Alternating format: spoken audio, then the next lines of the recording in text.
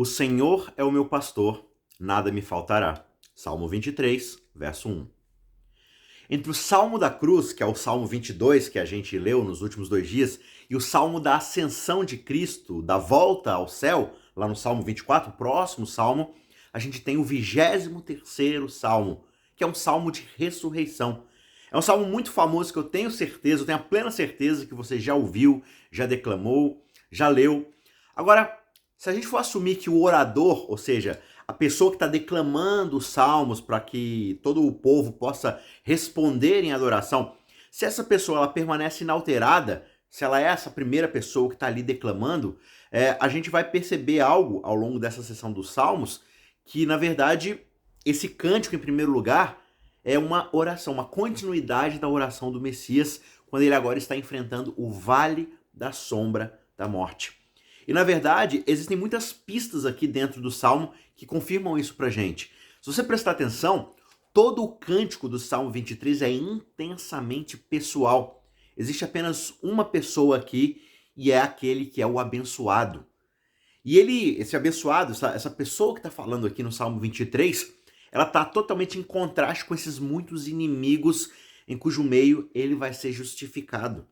Ele parece ser o único recepcionado nessa mesa de celebração para além da morte. E ali ele é ungido diante dos seus inimigos. E essa é uma outra forma de dizer que ele é o Cristo, o Messias, o ungido. E o verso final desse salmo poderia ser traduzido de uma forma um pouco mais literal como voltarei, retornarei para sempre à casa do Senhor. Os crentes, aqueles que acreditam em Deus, certamente têm esse desejo de ir para a casa do Senhor para sempre, de estar com Deus para todo sempre.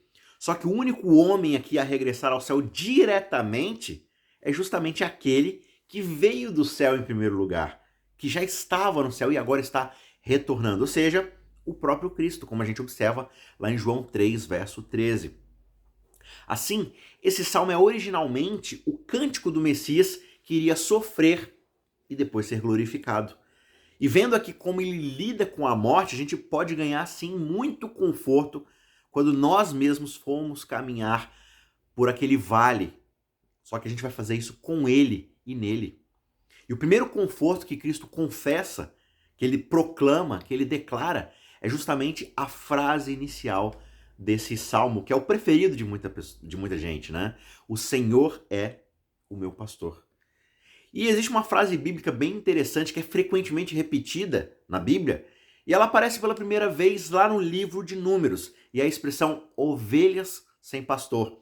Essa expressão descreve justamente uma multidão sem líder, e que precisa de um governante amoroso, sábio e forte para poder guiá-los. Por quê? Porque as ovelhas, elas são criaturas notoriamente tolas, e elas requerem muito mais atenção do que a maioria dos animais geralmente precisa. Elas não são tão independentes assim. E o Senhor retrata o seu povo, o cuidado pelo seu povo, justamente como o cuidado de um pastor de ovelhas. Não como um treinador ou um instrutor, como se ele simplesmente emitisse ordens, mandamentos e regras à distância e eles que se virem. Não. Ele é um pastor que dá cuidados práticos. Ele está ao lado, guiando, cuidando, orientando. E à medida que a gente vai lendo esse salmo, nós temos a clara sensação de quais são esses tipos de cuidados práticos. Tudo que o salmista experimenta na sua vida, na morte e além da própria morte, é justamente devido a essa orientação íntima que o Senhor tem para com ele. Este salmo é uma contrarresposta para o grito de abandono de Deus que nós ouvimos nos últimos 2 dias, nas últimas 2 meditações.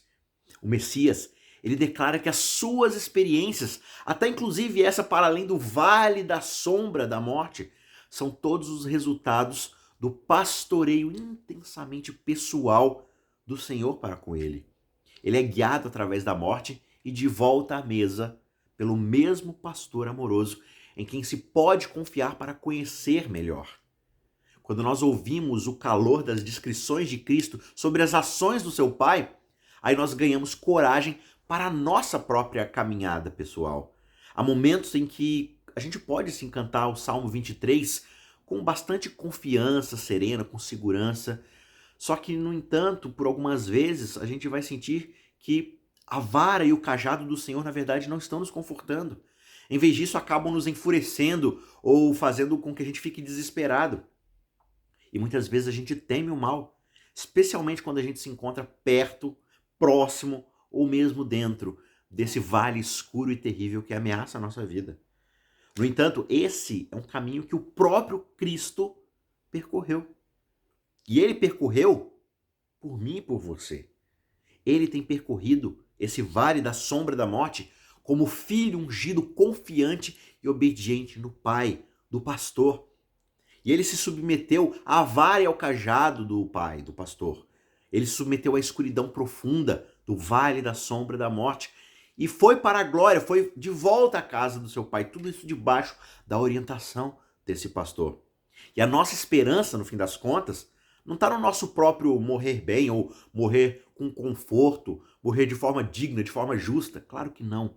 A nossa esperança está no fato de que ele morreu a nossa morte. Ele percorreu o vale da sombra da morte definitivo no seu e no meu lugar. E se nós confiamos nele, se nós estamos nele, nós estamos sendo conduzidos para partilhar um lugar à mesa, a mesa que está sendo preparada. No entanto, quando nós percorrermos o nosso próprio caminho, nós devemos deixar que a visão de Cristo sobre o Pai seja a nossa própria visão. Ele pôde confiar no Senhor mesmo quando se dirigiu para Jerusalém, sabendo que ia morrer. Mesmo lá no Getsema, diante de todo aquele sofrimento, diante de toda aquela dor, mesmo lá no Calvário, ele podia ver que na ponta da vara e do cajado havia um pastor amoroso que se importava com ele. Ele tinha fé que essa que estava sendo preparada, essa festa que estava sendo arranjada para ele, faria com que todo o vale da sombra da morte de fato valesse a pena. Portanto, quando nós enfrentarmos o nosso próprio sofrimento e inclusive a própria morte, a gente deve permitir que a canção desse pastor, dessa ovelha, preencha o nosso coração, aqueça o nosso coração e nos dê confiança. Que a fé que essa ovelha definitiva teve no seu pastor, que a fé que esse filho, que esse Cristo teve no seu Pai, seja também a nossa fé. Aí então, quando a gente tiver essa confiança real no nosso pastor, a gente pode declarar com bastante confiança: o Senhor é o meu pastor e eu não sentirei falta de nada.